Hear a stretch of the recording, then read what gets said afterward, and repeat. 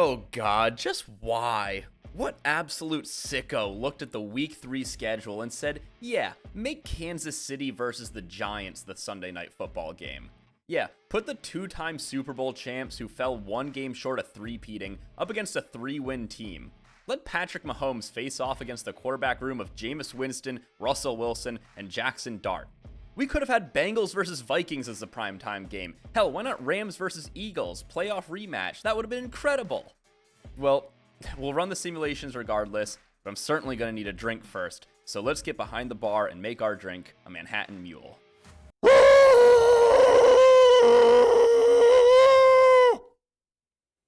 Okay. Well, New York might struggle to put a decent product out in the football field, but at least they do not struggle to put out incredible cocktails. The Giants and the Jets have a combined 5 primetime games this season, which gives us a decent amount of space to explore some of the classic cocktails that have come out of the New York City bar scene. Meanwhile, Kansas City, understandably, has 7. Help! I've got 4 drinks ready right now, but if I get to week 13 and I don't have anything else that I can come up with, I'm in big trouble.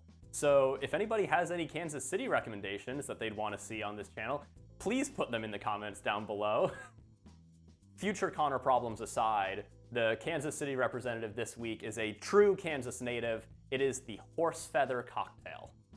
The Horse Feather is a really interesting cocktail in my opinion because it is so simple, yet somehow not universal. What does that mean? Okay, so basically the Horse Feather is just a whiskey buck or mule, depending on your terminology preferences. What that means is it is whiskey, ginger beer, lemon juice, and bitters, served over ice. Considering the incredible popularity of the Moscow Mule, globally, honestly, at this point, and the prevalence of whiskey as well, you would think that, a combination of those two things, a whiskey mule, would be incredibly popular. And maybe this is just a linguistics thing, but maybe whiskey mules are very popular and you just have to order it, like that. But from all of the sources I've seen, nobody outside of the Kansas City area, or even the Kansas area sort of more broadly, really has ever heard of a Horse Feather cocktail. The Horse Feather is also quite interesting because it has this very sort of circular origin story to it. So starting all the way back in the 1900s with a drink called the Horse's Neck. The Horse's Neck is actually a non-alcoholic drink consisting of ginger ale served over ice with a really long strip of lemon peel in it, sort of giving that appearance of like the mane on the back of a horse's neck. However, by the 1900s, people had started adding alcohol to these drinks because, of course they did, typically bourbon or brandy. And this is sort of the modern version of the horse's neck that you'll find if you go researching it nowadays. Now, these alcoholic horse's necks actually took on another name, which is bucks, because the thought was that the booze added to the horse's neck was giving the horse a kick, like a bucking bronco. And this is actually where we find ourselves in the 1940s when the Moscow Mule is invented and then heavily marketed and pushed by Smirnoff. The Moscow Mule is a vodka buck. So it's vodka, lime juice, ginger beer, served typically in a copper mug, though that's more of just a presentation sort of aesthetic thing than a key component of the drink itself, in my opinion at least. So when we come back to the Horse Feather, that sort of leaves us with 2 possible origins for where it came from. Either it's a Moscow Mule, where someone has decided to sub out the vodka for the more common, sort of whiskey or bourbon, or it's a Horse's Neck, where someone has decided to get rid of the sort of weak ginger ale and instead up it to the much more potent ginger beer. Ultimately, it's kind of a moot point because, both of these drinks have the same origin point of the Horse's Neck. But I think, honestly, this is probably a case of convergent evolution when you actually get down to it, where different bartenders sort of independently arrived at our modern Horse Feather cocktail through these different paths. All right, and now New York. What better cocktail could there be to represent New York than the Manhattan? A beautifully simple drink consisting of rye whiskey, sweet vermouth, and bitters. The Manhattan is actually even older than the Horse Feather, dating all the way back to sometime between the 1860s and the 1880s. Like many of these really sort of classic cocktails, It has a very specific origin story, which is almost certainly false. Although in the case of the Manhattan, we can pretty confidently say that it was created in Manhattan. Mythology aside, some of our earliest concrete documentation of the Manhattan comes from cocktail recipe books from 1884, making the Manhattan at least 140 years old. Now, just like the margarita from last week, because this is such a classic and simple cocktail, there are countless riffs on it, each with different ratios and bottles used. But for me personally, when I'm making a Manhattan, I like to go with, once again, Dave Arnold's recipe, which is 2 ounces of rye whiskey, a scant ounce of sweet vermouth, and 2 dashes of Angostura Bitters. Technically, Dave Arnold's recipe calls for 7/8 of an ounce of sweet vermouth, but I lack the ability to consistently measure that amount, so I just aim for an ounce and try to be a little bit underneath it. And the end result is just an incredible drink, beautifully well balanced, nice and spiced, incredibly nuanced, really great sort of sipping cocktail to end the night with. All right, so our Manhattan Mule is a truly simple creation. I'm just going to make a bourbon Manhattan like I normally would, and then we're gonna top it off with ginger beer. When I was doing research for this drink, I looked around to see if anybody had created a Manhattan Mule before, because I thought, like, surely somebody's come up with this drink before. And surprisingly, nobody has. Nobody's even used that name for a drink before, so excited to do this. We are going to build this one in our mixing glass because we have no citrus, and we are going to start off with 2 ounces of our bourbon. I'm using bourbon instead of rye because I had to buy a brand new Buffalo Trace bottle for that Buffalo episode, and so I figure, why not use it, you know?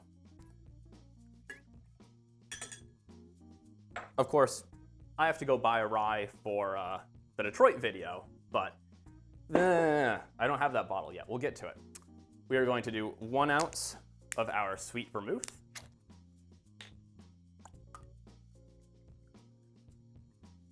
Made sure this one was fresh because I think my old sweet vermouth may have gone a little bad on me. I did not check the date of it super carefully, so it happens. And then 2 dashes of bartender's ketchup, aka Angostura Bitters. This makes almost every drink better. It's kind of a meme at this point, but like, it's true. It is just incredible. Stir that up until we sort of start to get some frosting on the outside of this glass.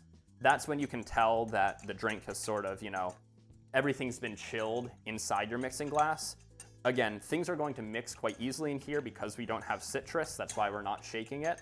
So really what we're looking for is getting more of that sort of dilution off the ice, as opposed to, you know, really needing to mix all of our ingredients together well.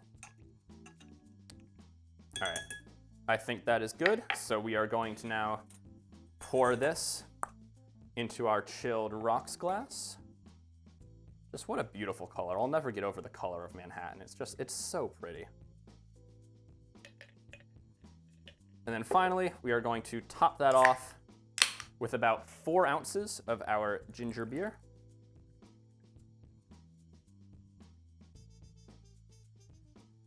And that right there is our Manhattan Mule. Give it a try. Oh! Okay.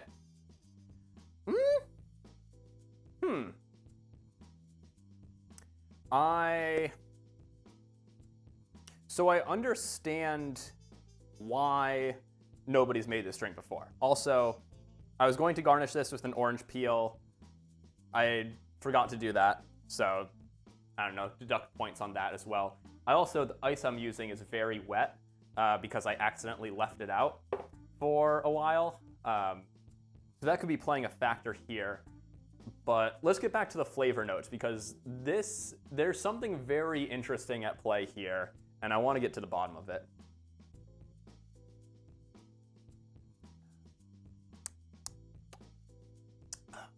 So there's a kind of cough medicine-y flavor that's coming out of that. It's very interesting because you do have, I think really what it boils down to is I think the ginger beer and the sweet vermouth fucking hate each other's guts, if I had to guess. because there's a lot of sort of like cherry flavors that are being pulled out of that sweet vermouth, and they're running straight into the ginger from the ginger beer. And instead of creating some sort of nice harmonious balance between those two, it is just like creating that sort of like sickly sweet, like, but grabs at the back of your throat kind of cherry flavor that like cough medicine, like a Robitussin would have.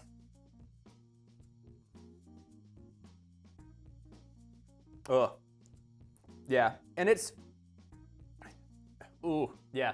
When you give it, after that sort of initial like shock of just like getting grabbed by the throat like this drink does, it's actually kind of nice when it mellows out a little bit on the back end, because then you start getting sort of like, you know, all the little after notes that are, you know, coming off the bourbon, coming off the bitters, you know, and like the finish is actually quite nice. Like once your body has had a while to like recover from the shock of what you've just put in it, and it just sort of gets to sit, like the coating that you sort of get on the inside of your mouth from this drink is actually quite pleasant, because it's sort of all of the good without the bad. It's just this kind of like, you know, fruity, you know, pleasant, sweet feeling in there. But oh my God, that initial like hit when it gets you is just so bad. And I don't think an orange peel or using, you know, less wet ice would save that. It would certainly, you know, it would fix the ratios of this a little bit, because I don't think I got to use quite as much ginger beer as I wanted to, because there was extra dilution from that wet ice. But oh God.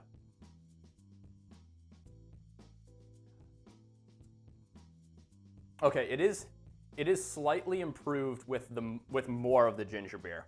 I think actually the ratios are a bit of a problem, but damn, I understand why no one's made this drink before. But honestly, hey, for this matchup, this might be the perfect drink for it. Hard to stomach, hard to watch. Let's watch it regardless in the simulations. All right, let's go ahead and get this game over with. I still don't really know why this was made a primetime game. I guess they're both big markets, but oof. Predictably enough, Chiefs get the ball first and then just immediately march down the field, handing it off to Pacheco on the 2-yard line to punch it in for the first score of the game. On the Giants' drive, Spags brings McDuffie on the corner blitz. He knocks the ball out of Russ's hands. Chris Jones dives on it, recovering the fumble for the Chiefs. From this great field position, they just keep advancing the ball, and then on the first play of the second quarter, Mahomes finds Juju Smith-Schuster to put the Chiefs up 14-0.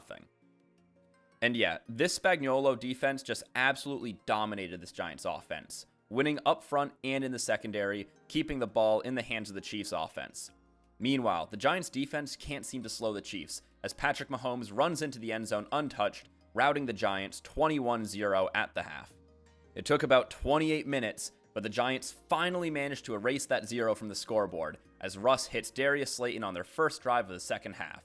However, the Chiefs immediately strike right back, with Mahomes finding Pacheco completely unaccounted for in the flat, where he runs it in for an 18-yard receiving touchdown. They may be down 3 scores in the fourth quarter, but at least the Giants' offense is finally starting to show some signs of life, as Russ scrambles for 21 yards, sliding just before reaching the end zone. 2 big stops sets up a very long 3rd and goal. However, this Chiefs defense uncharacteristically busts, leaving Tyrone Tracy wide open for this back corner touchdown. However, the Chiefs kill over 4 minutes of clock on their next drive before hitting a field goal to put this game well and truly out of reach, locking in a 31-14 victory. Yeah, you know what? I think we all saw this one coming. Giants were just outclassed on both sides of the ball and couldn't really get anything going until the second half when they were already down 21-0. Now, based on the passing stats alone, this doesn't seem like the most lopsided game.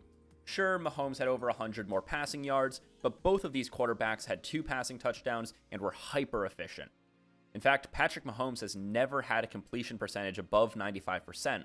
Only 3 quarterbacks have ever had a single game completion percentage of 96% or better with at least 18 passing attempts. Phillip Rivers, Drew Brees, and Jared Goff. While the passing stats were exemplary, the rushing stats were pretty uniformly disappointing, with nobody breaking 30 yards rushing.